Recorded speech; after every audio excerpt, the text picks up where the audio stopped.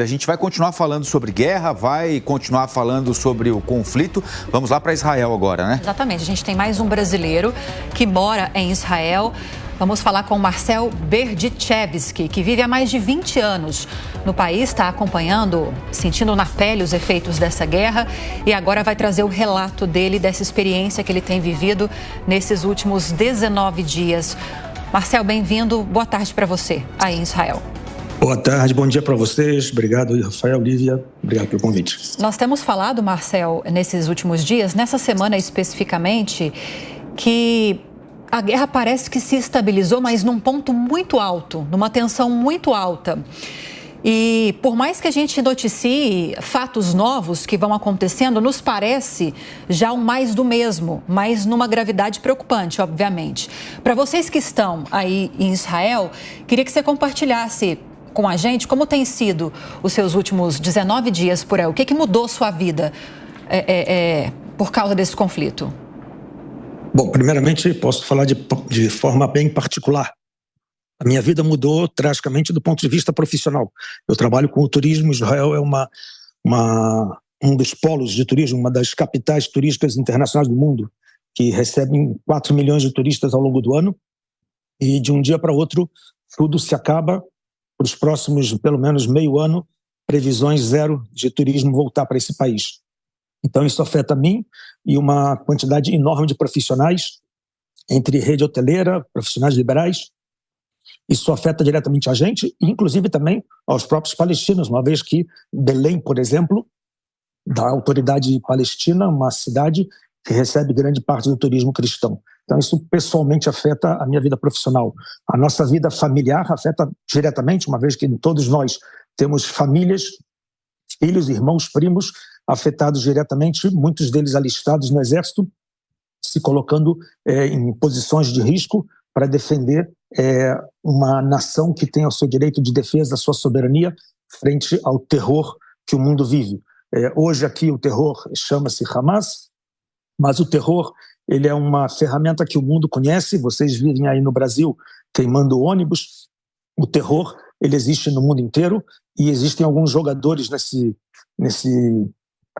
jogo de xadrez que participam dentro, alguns com menos ações, outros com mais ações. A gente vê hoje o Catar atuando, a gente vê o Irã atuando, mobilizando suas forças nas fronteiras enfraquecidas, como a Síria sem nenhuma economia, mas são soldados iranianos ou com armamentos iranianos, que não é novidade que Israel ataca lá. Ao longo de quase uma década, Israel vem impedindo fornecimento de arsenais de bomba, de armas, que vão sendo levados através da Síria até o Líbano para o Hezbollah. Armas que chegam na Hamas não são produzidas, não caem do céu, são fornecidas por alguns desses países, com dinheiro do Catar, com dinheiro do Irã. Então o mundo fecha os olhos e de repente, quando acontece uma explosão dessa, de repente o mundo parece que descobriu que tem um conflito. Não é um conflito novo, não é um conflito apenas territorial, vai muito além disso. Ô Marcelo, você está conversando com a gente de onde? Eu falo de 15 quilômetros de Jerusalém. E como é que houve sirene aí, houve barulho de míssil, essas coisas, ou por aí está um pouquinho mais tranquilo? Especificamente onde eu moro, quase não teve sirene. Uma vez uma sirene que a gente conseguiu ouvir, mas é próximo a Jerusalém, não foi na nossa região. Graças a Deus é uma região aqui que ela é mesclada, vivem também palestinos, vizinhos nossos, não de casa, mas de região, de condomínio. E aqui é uma região que o perigo de foguetes não tem chego, os perigos são outros, são de que terroristas, como tem sido descoberto em muitos casos, não estão apenas na faixa de Gaza, estão infiltrados e seguidores e alinhados ao pensamento da Hamas, estão espalhados em toda a Cisjordânia, em toda Israel. Os foguetes, eles têm larga distância, hoje mesmo chegou bem próximo de Haifa. E vocês falaram sobre a Google, falaram sobre Microsoft, são prédios que foram tocados sirenes neles nos últimos 2 dias. É lamentável que isso aconteça. Agora, Marcel, como vocês têm acompanhado daí, o drama desses reféns? A gente tem atualizado números oficiais que têm sido divulgados pelo governo israelense. Segundo as nossas contas, o último número que nos foi encaminhado era de 222 reféns. Nós tivemos as 2 idosas israelenses libertadas nesta semana. Então, a gente presume que haja, segundo esses números oficiais, 220 reféns ainda nas mãos dos terroristas do Hamas. Como vocês têm acompanhado essa situação por aí? Eu sei que você não vive na região de fronteira, que é de onde foram retirados a maior parte desses reféns, nas invasões que foram feitas àquelas comunidades que ficam naquela região, mas você conhece pessoas que estejam nas mãos dos terroristas ou pessoas que conhecem pessoas que estejam nas mãos dos terroristas? Você tem algum relato próximo para compartilhar? Sim, algumas experiências posso compartilhar com vocês. Primeiramente, parte desses reféns se encontravam numa festa onde tinham jovens de toda Israel. Não eram pessoas que eram regionais ao sul, até de fora do país. Vieram para uma festa que é uma festa internacional, uma festa de comemoração à paz. Particularmente, tem alguns brasileiros conhecidos nossos e até filho de amigo meu que, lamentavelmente, morreram. E a gente sabe que hoje, ainda hoje, estão em busca dos desaparecidos. Existe um número que é de sequestrados, mas ainda existem pessoas desaparecidas. Entenda vocês que o trabalho do Exército e de voluntários ainda encontram, nas proximidades do lugar da festa, perto das comunidades ao redor de Gaza, ainda encontram restos mortais. Parte de uma mão, parte de uma cabeça, cremados. Ou seja, não sabemos, porque a Cruz Vermelha, com todo respeito, não deu ainda nenhuma informação, nem conversou com os reféns. Uma coisa que é absurda para o mundo inteiro, o papel da Cruz Vermelha, que deveria estar agora falando com os reféns, e dando água e remédio para eles, e dando informações quantos eles são, quantos estão vivos, quantos estão mortos. Uma vergonha internacional. Isso é um problema que a gente precisa depois avaliar o papel da Cruz Vermelha. Mas não temos nenhuma informação. As informações são muito ainda nebulosas, se são só 222 ou tem mais que 222, ainda tem muitos corpos desaparecidos, corpos não identificados, não temos como saber exatamente o total de pessoas. E essas pessoas que foram libertadas, elas contam o terror que elas viveram num metrô, podemos chamar assim, embaixo de Gaza. Gaza tem 500 quilômetros de túneis, muito maior que o metrô de São Paulo. Todo ele por debaixo da terra, onde não se tem acesso nem a nada, nem a ar, nem nada. Ou seja, essas pessoas, crianças e idosos, na mão, quase 20 dias, 18 dias, na mão de terroristas sofrendo. Ou seja, a ajuda humanitária que pedem para Gaza, esquecem de pedir para os sequestrados. Ô, Marcel, eu queria te perguntar o seguinte: quando aconteceu o episódio, no dia 7 de outubro, você falou que trabalha com turismo, tinha turistas que contrataram o teu serviço aí, brasileiros, que queriam voltar, você chegou a ter problema para encontrar alguém, algum grupo? Como é que funcionou aquele momento? A verdade é a seguinte, o histórico nosso de conflitos com Gaza, esse é um primeiro momento em praticamente único na história de Israel.